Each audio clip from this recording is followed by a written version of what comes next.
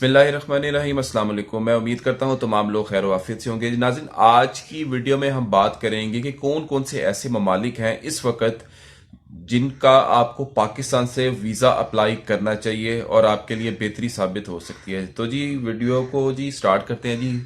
As usual request कीजिए, अगर आपने चैनल सब्सक्राइब नहीं किया प्लीज़ सब्सक्राइब कर दीजिए और घंटी के बटन को ज़रूर दबाइएगा जी। जो सबसे पहला मुल्क है जी, जो जिसका मैं जिक्र करने जा रहा हूँ जी, पाकिस्तानियों के लिए ख़ास तौर पर उनको अब जाना चाहिए या नहीं जाना चाहिए। मैं सोचता हूँ कि दुबई आप देखें। अगर आप दुबई जाना चाहते हैं तो दुबई का वीज़ा लगना तो आसान है, लेकिन आप ये देखें कि आपको दुबई जाना चाहिए कि नहीं जाना चाहिए, क्योंकि वहां पर भी अब दुबई में बहुत ज्यादा कंपटीशन हो चुका है।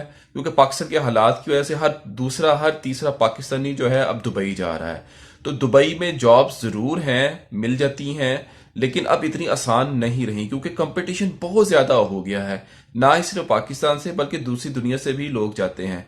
तो मैं समझता हूँ कि आप दुबई का जो है जेन से शायद आपको अब निकाल देना चाहिए, क्योंकि लोग पाकिस्तान से करते क्या हैं, वीज़ा लगवा लेते हैं, विजिट वीज़ा 1 या 2 माह का, और वहां पर जाके इंटरव्यू देना शुरू कर देते हैं। तो रोजाना की तादाद में हजारों लोग, लाखों लोग वहां पर इंटरव्यू देते हैं और हर एक को जॉब नहीं मिलती। और आखिर में होता क्या है, जब वीज़ा ख़त्म होने वाला होता है तो आप लोग वापस आ जाते हैं और आपका 2 से 3 लाख जो है उधर रहने में, टिकट में और वीज़े में जो अखराजात हो जाते हैं। और फिर आप वापस आकर पछताते हैं यार कि हम जो है क्यों गए दुबई, हमें नहीं जाना चाहिए था। तो मैं समझता हूँ कि दुबई आपको अब इतना ज़्यादा ज़ाती तौर पर समझता हूँ कि कंसीडर नहीं करना चाहिए। कंपटीशन बहुत ज़्यादा हो गया है। कई लोगों ने बताया कि जी 10 नौकरियां होती हैं, 20 नौकरियां होती हैं, और नीचे हजार हजार बंदा इंटरव्यू देने के लिए आया होता है। जब बंदा उधर जाकर 1000 2000 बंदों को जब इंटरव्यू के लिए देखता है और खुद भी इंटरव्यू देना होता है, तो इंसान आधा तो 50% मायूस उधर ही हो जाता है। तो ये चीजें भी कंसीडर करें कि किसी भी कंट्री में जाने से पहले। अच्छा जी, दूसरा कंट्री जो है जी सऊदी अरेबिया। सऊदी अरेबिया मैं इस वक्त आपको कहूंगा कि आप बिल्कुल कंसीडर ना करें। खास तौर पे अगर आप लेबर कैटेगरी में जाना चाहते हैं फिर तो आपको सऊदी अरब सोचना ही नहीं चाहिए, क्योंकि सऊदी अरब का वीज़ा जो है अब बहुत ही ज़्यादा एक्सपेंसिव हो चुका है। कम से कम 6 7 7 से 8 लाख रुपए में भी अब आपको वीज़ा मिलेगा सऊदी अरेबिया का, और लेबर में जाने का फ़ायदा नहीं है। हाँ, अगर आप एक स्किल्डफुल पर्सन है, आपके हाथ में कोई हुनर है, कोई टेक्निकल पर्सन है जिसको दूसरी जुबान में कहते हैं, तो आप सऊदी अरेबिया को कंसीडर कर सकते हैं। अब जी अगला जो कंट्री है जी, उसकी जो है जी बड़े लोग बातें करते हैं जी, टर्की। अब टर्की को यूट्यूबर्स ने जी पता नहीं क्या बना दिया है जी, ये सबसे अच्छा मुल्क ही तुर्की है।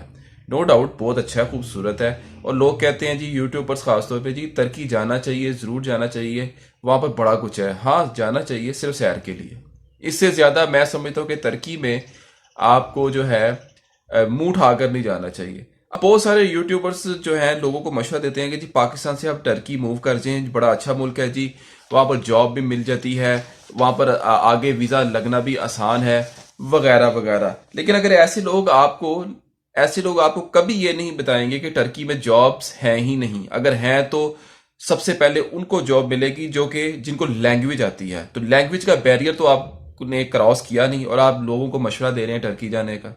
और दूसरा, टर्की में ज्यादातर जो जॉब्स हैं लेबर जॉब्स हैं या स्टिचिंग जॉब्स हैं, जिनको दर्जी की जॉब्स वगैरह वगैरह कहते हैं। और भी जॉब्स होंगी लेकिन ज्यादातर इस तरह की हैं। अब 12 घंटे की ड्यूटी है टर्की में जॉब की, जो लेबर कैटेगरी में जो आती हैं। हर मुल्क का अपना एक हिसाब होता है। पाकिस्तान में ऑफिशियल वर्किंग आवर्स 8 घंटे हैं, टर्की में ऑफिशियल वर्किंग आवर्स 12 घंटे हैं, खासतौर पर प्राइवेट सेक्टर में। अब आप प्राइवेट सेक्टर में जॉब कर रहे हैं, लेबर जॉब कर रहे हैं, 12 घंटे की आपकी ड्यूटी है, और 1 से 2 कम से कम 1.5 से 2 घंटा आपका आने जाने का भी रखें, 14 घंटे तो आपकी नौकरी में ही सर्व हो गए। अब आपने उधर उसमें सोना भी है और अपना थोड़ा बहुत तफरी का भी इंतजाम करना है, तो आपके पास पीछे टाइम बचेगा। ये चीज भी गौर करें।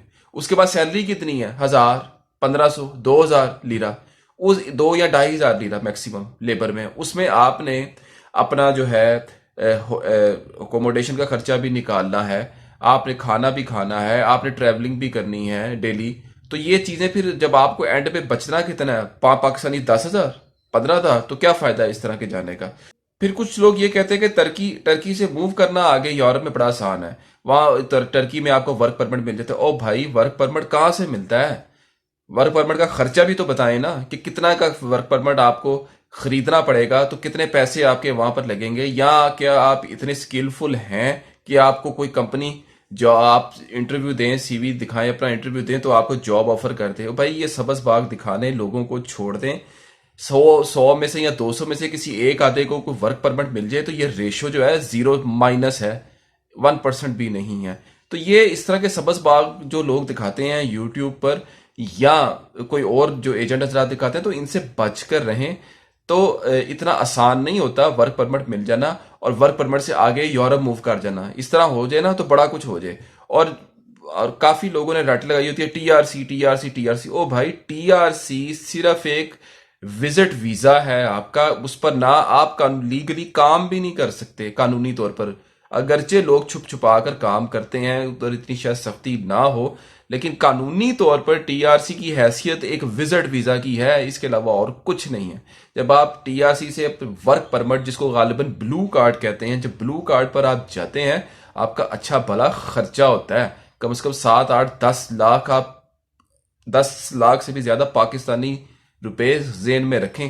फिर उसके बाद आप इतना खर्चा करेंगे, फिर आप कुछ अरसा उधर रहेंगे, फिर आपको पता नहीं जॉब, उस जिस ब्लू कार्ड पे जो वर्क परमिट आपको मिला है, आया उस पर आपको जॉब भी मिलती है कि नहीं, कोई जॉब भी मिलती है कि नहीं। क्योंकि बाज औकात ऐसा भी होता है कि जी आप वर्क परमिट वहां पर जाकर खरीद लेते हैं, लेकिन एम्प्लॉयर आपको ये कहेगा जॉब नहीं मेरे पास है। आपने बकायदा मुझे हर महीने टैक्स, आपने मुझसे जो वर्क परमिट खरीदा है, आपने हर महीने मुझे टैक्स भी देना है, इतने लीरा इतना लीरा, इतने सालों तक, 2 साल तक, 3 साल तक, या 1 साल तक, जितना आपका वर्क परमिट है। उसके बाद आपको लग पता जाता है, 10 लाख का वर्क परमिट आपने एक दफा खरीद लिया, आपने अपने जिम्मे पता नहीं क्या क्या डाल दिया, फिर हर महीने उसकी मेंटेनेंस भी करनी है, या साल के बाद आपने फिर उसको टैक्स की मद में पैसे देने हैं। जो लोग इलीगल तरीके से या इस तरीके से जो है सीक्रेटली वर्क परमिट हासिल करते हैं, तो खुदारा ऐसे यूट्यूबर्स जो होते हैं या दूसरे लोग होते हैं, वो आपको सबस बाग दिखा रहे होते हैं, लेकिन रियलिटी नहीं आपको बताते, क्योंकि वो उनका कारोबार है।